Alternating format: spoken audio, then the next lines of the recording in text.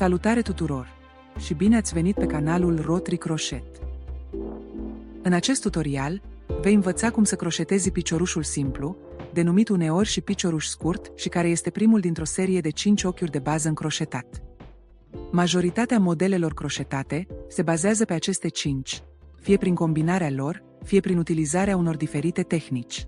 În terminologia americană, acest picioruș este denumit single crochet, iar abrevierea este SC. În schimb, în terminologia britanică, el este denumit double crochet, iar abrevierea este DC, ceea ce poate să fie derutant uneori netraducerea din engleză a unor modele explicate nescris. De aceea este important să cunoști această diferență de denumire dintre engleza americană și cea britanică, dacă vei lucra modele explicate în scris, în limba engleză. Simbolul grafic folosit în diagramele de croșetat este semnul plus sau litera X. Așadar, să începem. Vei avea nevoie de fir de croșetat, o croșetă și de câteva marcatoare pentru ochiuri. Dacă nu ai astfel de marcatoare, poți folosi agrafe pentru păr sau pentru hârtie, ori ace de siguranță. Vei începe prin a crea un nod alunecat și a face un lanț de bază de 10 ochiuri. 1, 2, 3, 4, 5, 6, 7, 8, 9, 10. Acum, vei mai face încă un ochi de lanț. Acesta se numește lanț de întoarcere și determină înălțimea rândului pe care le vei lucra. Privind lanțul, vei observa că arată ca o serie de veuri. Vei lucra primul picioruș, în al doilea ochi de lanț de la croșetă. Ține minte, bucla de pe croșetă nu se consideră un ochi de lanț. Deci acesta este al doilea ochi de lanț în care se va introduce croșeta.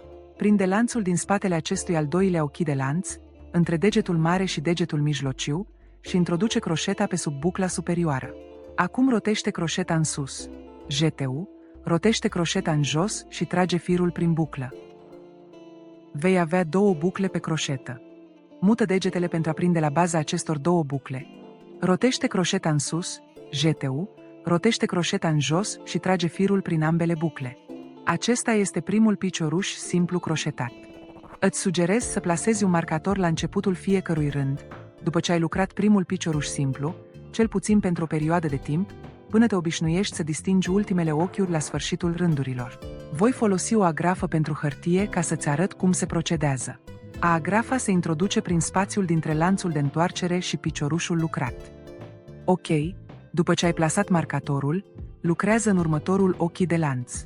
Prinde lanțul din spatele acestui ochi de lanț între degete, introduce croșeta pe sub bucla superioară, rotește croșeta în sus, JTU, rotește croșeta în jos, trage firul prin buclă și rotește croșeta în sus. Ai două bucle pe croșetă. Mută degetele pentru a prinde la baza acestor două bucle, JTU, rotește croșeta în jos și trage firul prin ambele bucle. Acesta este al doilea picioruș simplu. Prinde lanțul. Introduce croșeta. Rotește în sus, JTU, rotește în jos. Trage firul prin buclă. Rotește în sus. Ai două bucle pe croșetă. Mută degetele. JTU. Rotește în jos. Trage firul prin ambele bucle. Prinde lanțul. Introduce croșeta. JTU. Rotește în jos. Trage firul prin buclă. Rotește în sus. Mută degetele. JTU. Rotește în jos. Trage firul prin ambele bucle. Prinde lanțul. Introduce croșeta. JTU. Rotește în jos. Trage firul prin buclă. Rotește în sus. Mută degetele. JTU. Rotește în jos. Trage firul prin ambele bucle. Repetă acest proces până ajungi la sfârșitul lanțului.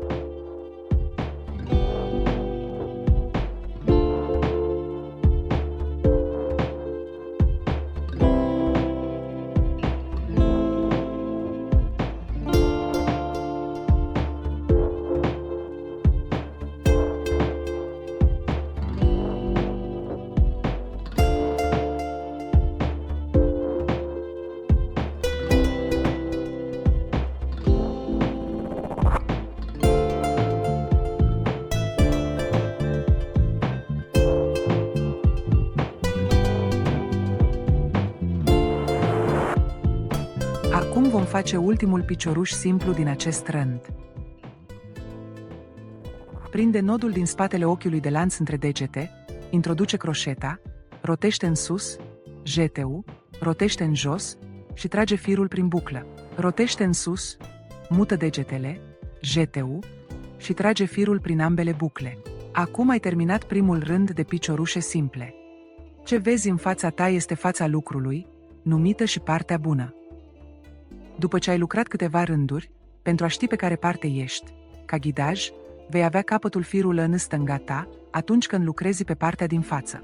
De asemenea, dacă numeri veurile, ar trebui să ai 10 ochiuri.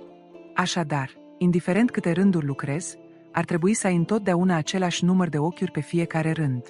Ok, acum să începem următorul rând. Lucrează un ochi de lanț. Acesta este lanțul de întoarcere și stabilește înălțimea rândului următor. Întoarce lucrul pe partea cealaltă. Acum ești pe partea din spate a lucrului și trebuie să identifici unde să introduci croșeta. Vei vedea aceste nodulețe și spațiile dintre ele, chiar sub cele două bucle ale veurilor.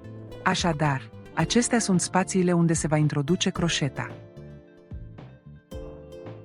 Prinde lucrul între degetul mare și degetul mijlociu, sub primul spațiu, și introduce croșeta prin acel spațiu, sub cele două bucle superioare ale veului. Jete-ul. Rotește croșeta în jos și trage firul prin acel spațiu. Ai două bucle pe croșetă. Rotește croșeta în sus. Jete-ul. Rotește croșeta în jos și trage firul prin ambele bucle. Acum ai primul picioruș simplu, lucrat pe al doilea rând. Introduce marcatorul în spațiul dintre lanțul de întoarcere și piciorușul lucrat.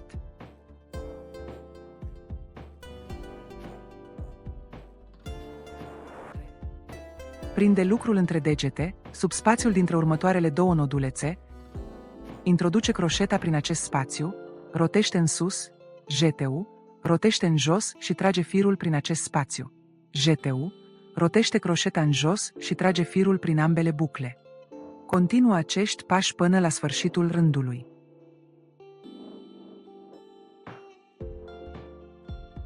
Acum ești la ultimul ochi al rândului. Scoate marcatorul, introduce croșeta în acel spațiu și lucrează ultimul picioruș. Lucrează un ochi de lanț și întoarce lucrul. Continuă în același mod, lucrând atâtea rânduri cât sunt necesare până când stăpânești croșetarea piciorușelor simple. Îți mulțumesc foarte mult pentru vizionare și sper că acest tutorial ți-a fost de ajutor. Dacă ți-a plăcut tutorialul, te rog să dai like și să te abonezi. Nu uita să apeși clopoțelul de notificare pentru a nu rata niciun tutorial nou. Rămâi pe fază pentru următorul tutorial, în care vei învăța să croșetezi piciorușul dublu redus. Spor la croșetat până data viitoare!